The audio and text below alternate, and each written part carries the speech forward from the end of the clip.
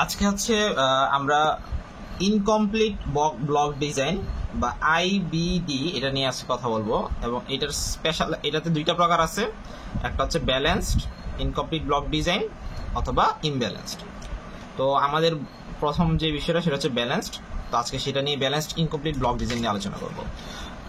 আমি দেখাবো যে ব্যালেন্সড মানে কি, balanced block incomplete block design বলতে কি বোঝাচ্ছে, আর একটা হচ্ছে ইনকমপ্লিট ব্লক ডিজাইন বলতে কি বোঝাচ্ছে। ইনকমপ্লিট বলতে আমরা কি বুঝি, তাহলে প্রথম এইটাতে আসি। ইনকমপ্লিট মানে কি? ইনকমপ্লিট মানে হচ্ছে যখন আমার একটা ব্লকে সবগুলা ট্রিটমেন্ট কম্বিনেশন থাকবে না। যখন আমার একটা ব্লকে সবগুলা ট্রিটমেন্ট কম্বিনেশন থাকবে না, তখন সেই ব্লকটাকে আমরা বলবো ইনকমপ্লিট ব্লক। যদি ধরি আমাদের কাছে 4টা ট্রিটমেন্ট আছে, এ বি সি ডি। এখন আমি দুইটা ব্লকে এগুলো সাজাতে যাচ্ছি, 1 2, 1 একটা ব্লক আর এটা দ্বিতীয় ব্লক। আমি এখানে এ বি নিলাম, এখানে সি ডি নিলাম, জাস্ট ফর এক্সাম্পল।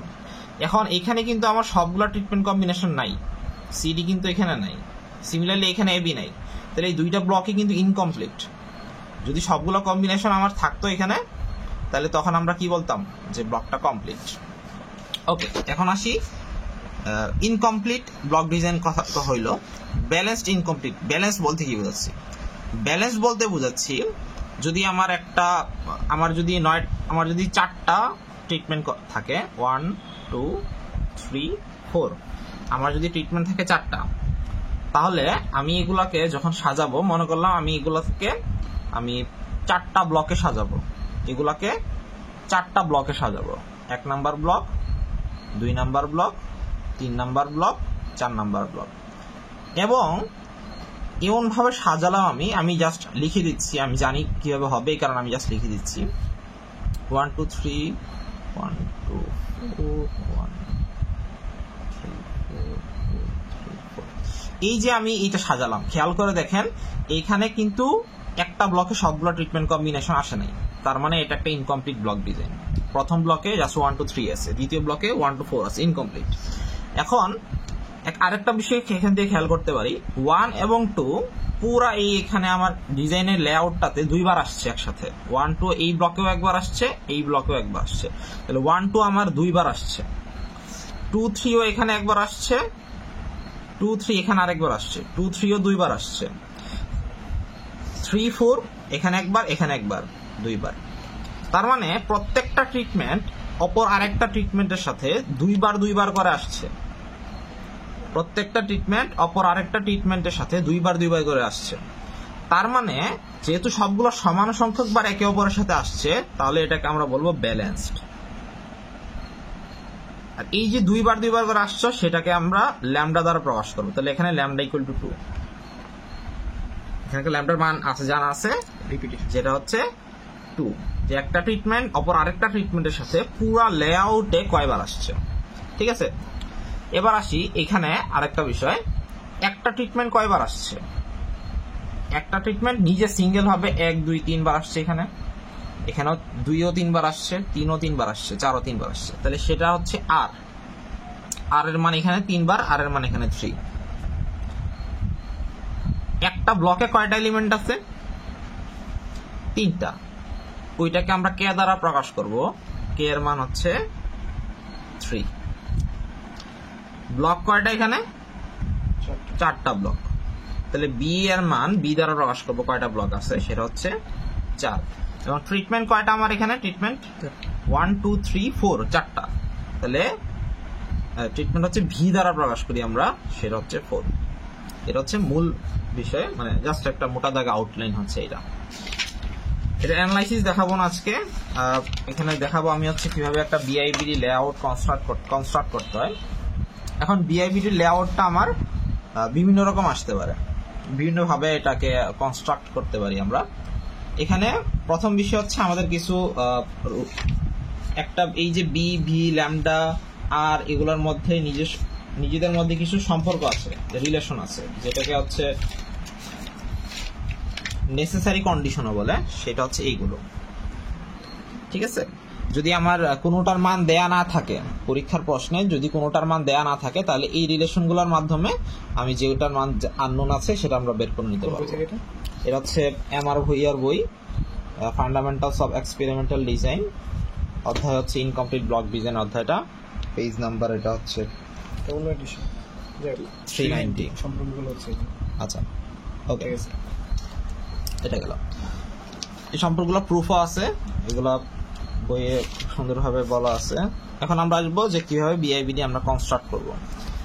কনস্ট্রাক্ট বলতে কি, আমরা বিআইবিডি কোনো একটা নির্দিষ্ট সংখ্যক ব্লকের জন্য, আমার নির্দিষ্ট সংখ্যক ট্রিটমেন্টের জন্য, মানে ভি এর মান দেওয়া থাকবে, আমার বি এর মান দেওয়া থাকবে, ভি এর মান দেওয়া থাকবে, এবং হয়তো ল্যামডার মান দেওয়া থাকবে। সাধারণত এই তিনটাই দেওয়া থাকলে এনাফ, আমরা বিআইবিডিটা কনস্ট্রাক্ট করতে পারি। কে এর মান, এই কয়েকটা দেওয়া থাকলে আমরা বিআইবিডিটা কনস্ট্রাক্ট করতে পারবো। এখন এই যে এগুলোর উপর ভিত্তি করে আমরা বিআইবিডিটাকে বিভিন্নভাবে সাজাতে পারি। কিরকম? প্রথম একটা প্রকার, ফার্স্ট টাইপ,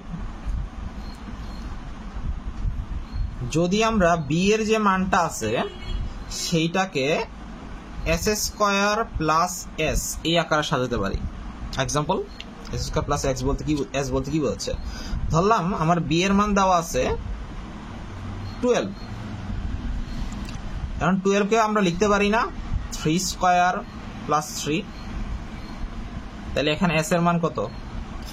এস এর মান 3 আসছে। সিমিলারলি আরেকটা হইতে পারে কি, B is equal to, sorry এটা গেল, এটা দিলাম না, তাহলে আরেকটা কি হইতে পারে, এটা ফার্স্ট টাইপ। সেকেন্ড টাইপ কি, B is equal to S square plus S plus 1, এইটা একটা। কিরকম? 13 ধরলাম,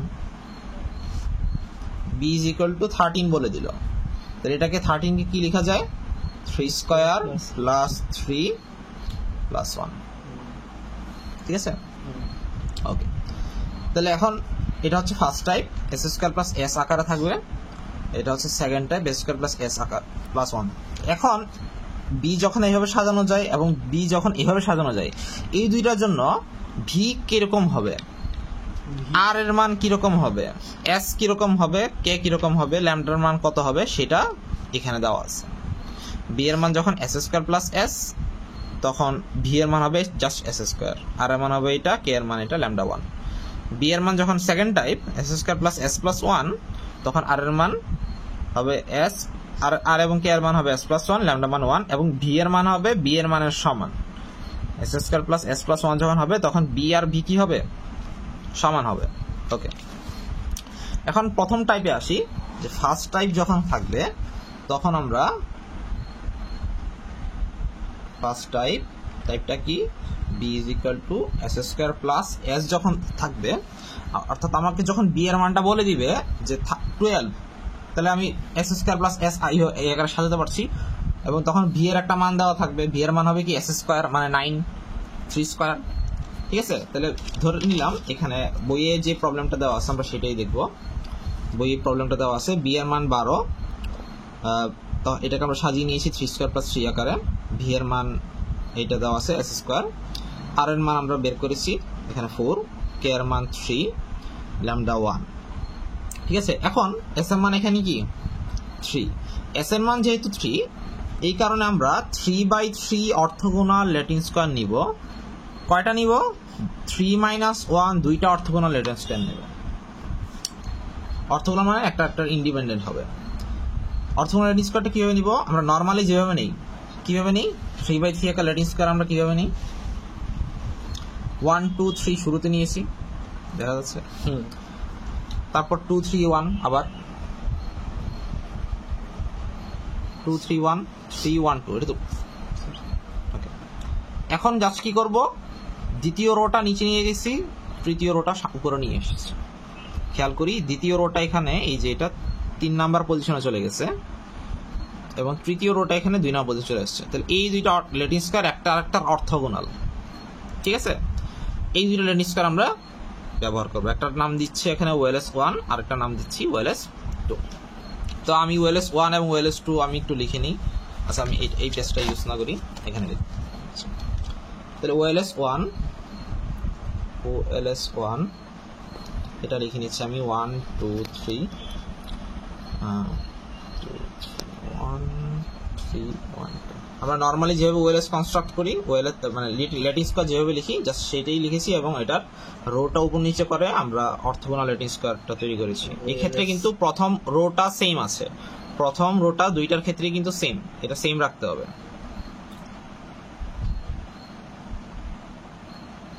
ওকে, এবার আমার এখানে ভি এর মান কত বলে দেওয়া আছে? 9। তার মানে আমার ট্রিটমেন্টগুলো কি কি হবে? 1 2 3 4 5 6 7 8 9 পর্যন্ত হবে। 9টা ট্রিটমেন্ট আমার, ঠিক আছে। তাহলে আমি এখন আমাকে কয়টা ব্লকে সাজাতে হবে? বি এর মান 12, তার মানে আমাকে 12টা ব্লকে সাজাতে হবে। বি এর মান 12, 12টা ব্লকে সাজাবো।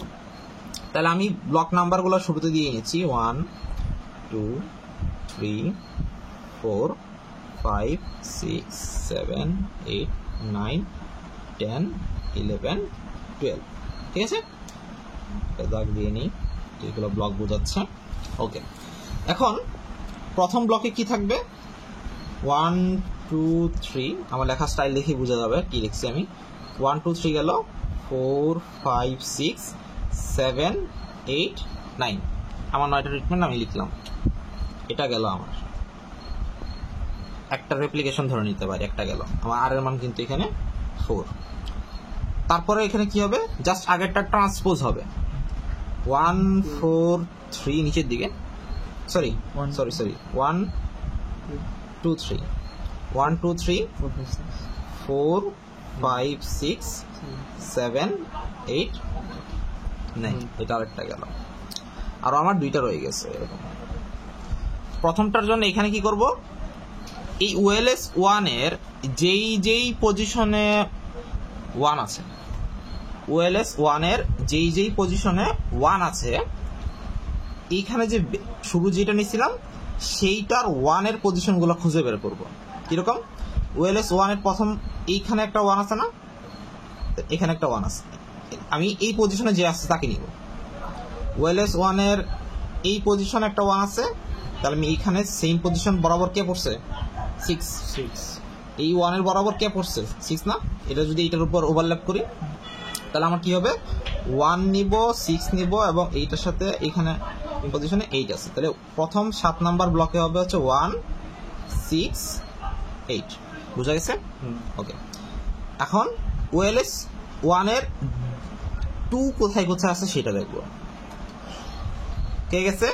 2 আছে এখানে, এই যে এখানে 2, এখানে 2, 4 নম্বর পজিশনে 4, এখানে এইটা নিব, আর এখানে 9 নিব। তাহলে 2 4 9 2 4 9। তাহলে আর বাকি কারো রয়ে গেছে সিরিয়াল লিখে দিব জাস্ট, অথবা 3 3 3 কোথায় আছে সেটা খুঁজে বের করব। 3 5 7 এই বরাবর, তাহলে আমার 3 5 7। এখন সেম কাজ করব হচ্ছে ওএলএস 2 এর জন্য। ওএলএস 2 এর 1 যেখানে যেখানে আছে এখানে যাদের সাথে মিলবে, এইটার সাথে যাদের মিলবে।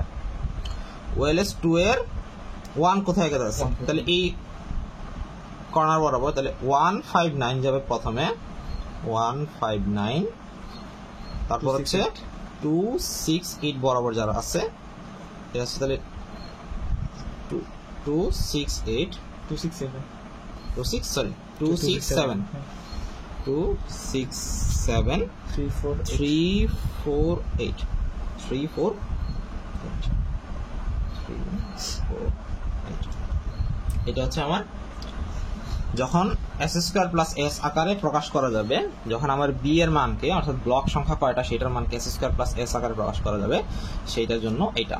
এবার আসি যখন S square plus S plus 1 আকারে প্রকাশ করা যাবে, তখন কি হবে? ধরলাম এটা হচ্ছে 13, তাহলে 13 বি এর মান হচ্ছে 13 কে আমরা লিখতে পারি 3 স্কোয়ার প্লাস 3 প্লাস 1। তখন আমার বি এর মান 13, তখন ভি এর মান বলছিলাম কয়টা? 13 না? সমান, তাহলে আমার ট্রিটমেন্ট কয়টা হবে? তখন আমার ট্রিটমেন্ট হবে 13, 1 2 3 4 5 6 7 8 13 পর্যন্ত এইভাবে, ঠিক আছে। আর হচ্ছে বাকি সবকিছু খেয়াল করলে দেখবেন সবকিছু ক্যালকুলেশন করা যাবে এখানে। এখন হচ্ছে এটা কনস্ট্রাক্ট করবো কিভাবে? এটা কনস্ট্রাক্ট করা খুবই সোজা। জাস্ট শুরুতে এস স্কোয়ার প্লাস এই এস যেভাবে আমরা কনস্ট্রাক্ট করে নিয়েছিলাম ঠিক সেম ভাবে এরকম ভাবে কনস্ট্রাক্ট করব, এরকম ভাবে এটা তৈরি করব। তৈরি করার পরে কি করব? যেহেতু আমার 13 পর্যন্ত ট্রিটমেন্ট, 13 আর এখানে 9 পর্যন্ত আছে না, তাহলে আমার 10 11 12 13 এগুলো বাদ রয়ে গেছে। তাহলে আমরা কি করব, এইখানে প্রথম যে রেপ্লিকেশন, প্রথম ঘর বরাবর লিখব 10 10 10, এখানে লিখব 11 11 11, এখানে লিখব 12 12 12 13 13 13। এখন আমার ব্লক কয়টা, আমার এখানে 12টা পর্যন্ত লিখছি, তাহলে 13 নম্বর একটা ব্লক আমি নাম দিব, এটাতে লিখবো আমি 10 11 12 13। ঠিক আছে, ওকে। এটাই হচ্ছে আমার s² প্লাস s, এটা কনস্ট্রাকশন। এটা সিমিলারলি এখানে আরেকটা অঙ্ক আছে 4/4 জন্য, এটাও ঠিক সেম। আমি কয়টা, আমার এখানে 3টা লাগবে, যেহেতু 4/4, তাহলে আমার 4/4 OLS নিতে হবে এবং 4 - 1 3টা OLS নিতে হবে, 1 2 3 3টা OLS, 3টা অর্থোগোনাল OLS নিতে হবে। এখন এখানে একটা বিষয় খেয়াল করার বিষয় হচ্ছে, যখন আমি রো গুলো উপর নিচে করে OLS তৈরি করব, তখন আমার একটা রো সেম পজিশনে যেন দ্বিতীয়বার না থাকে, এক্সেপ্ট দ্য ফার্স্ট ওয়ান। প্রথম রোটা বাদে বাকি রোগুলো যেন সেম পজিশনে না থাকে। খেয়াল করি, এখানে এটা লিখছি, নর্মালি আমরা যেভাবে লিখি সেভাবে লিখছি, এখানে একটু ভিন্নভাবে লিখছে, বাট ওইটা ফ্যাক্টর না। নর্মালি যেভাবে আমরা রেটিং স্কোয়ার লিখি 1 2 3 4, তারপর আবার 2 থেকে 1 পর্যন্ত এইভাবে লিখবো। লেখার পরে দ্বিতীয় রোটা লাস্টে নিয়ে যাব এবং একটা রো উপরে উঠবে, তারপর আবার যেটা উপরে উঠছে সেটার আবার লাস্টে নিয়ে যাব। সেটা কোথায় নিয়ে যাব, লাস্টে নিয়ে যাব। তারপর এইভাবে আরেকটা রেপ্লিকেশন বানাবো, দ্বিতীয় যেটা আছে সেটা লাস্টে নিয়ে গিয়ে এটা বানাইলাম, এখানে যেটা দ্বিতীয়ত আছে সেটা লাস্টে নিয়ে গিয়ে, মানে অর্থাৎ উপরে উঠতেছে, লাস্টে থেকে একটা নিচে নামতেছে, আর এইটা ধীরে ধীরে উপর উঠতেছে। আশা করি বোঝা গেছে। তখন জাস্ট হচ্ছে এইভাবে ওএলএস গুলো বানাইতে পারলে বাকি তো ইজি। এটা s² প্লাস s প্লাস 1 ছিল, যার কারণে এটা, sorry s² plus s plus 1, এটা s² প্লাস s ছিল। ঠিক আছে, ওকে। এটা গেল। এখানে সেম ধরনের একটা আছে, এটার উপর বেস করে s² প্লাস s প্লাস 1। ঠিক আছে, এটাতে আগেটাতে 20 ছিল বি এর মান, এটাতে 21। ওকে, এবার আছে হচ্ছে ফিশার সাইক্লিক্যাল মেথড। এটা একটু টাফ। এখানে মূল বিষয় হচ্ছে বি এর মান, ভি এর মান s² প্লাস s বা s² প্লাস s প্লাস 1 এই আকারে লেখা যায় না। s² প্লাস s অথবা s² প্লাস s প্লাস 1 আকারে লেখা যায় না। তখন এই কারণে হচ্ছে মূলত এটা আমরা যখন প্র্যাকটিক্যাল লাইফে করব, তখন হচ্ছে আমরা ফিশার সাইক্লিক্যাল মেথডের জন্য যে ছকটা আছে বা এই যে পেপারটা আছে, হ্যাঁ, সেটা থেকে আমরা হচ্ছে দেখে নিয়ে, তখন হচ্ছে বি এর মানে তো আচ্ছা আমার তো ব্লক এতটা দরকার, আমার ট্রিটমেন্ট এতটা আছে, তখন আমার লেআউটটা কিরকম হবে ওইটা দেখে নিয়ে কাজ করতে হয়। বাট এখানে যেহেতু আমার বি এর মান এখানে 11 বলে দিচ্ছে এবং এখানে এই ক্ষেত্রে বি এর মান 7 বলে দিচ্ছে আমার, এবং যেহেতু আমার হাতে বইটা নাই, পরীক্ষার হলেও থাকবে না, তো আমার কাজ হচ্ছে প্রথম রোতে যেটা হবে সেটা মুখস্থ করে নেওয়া। এটা হচ্ছে স্ট্যান্ডার্ড।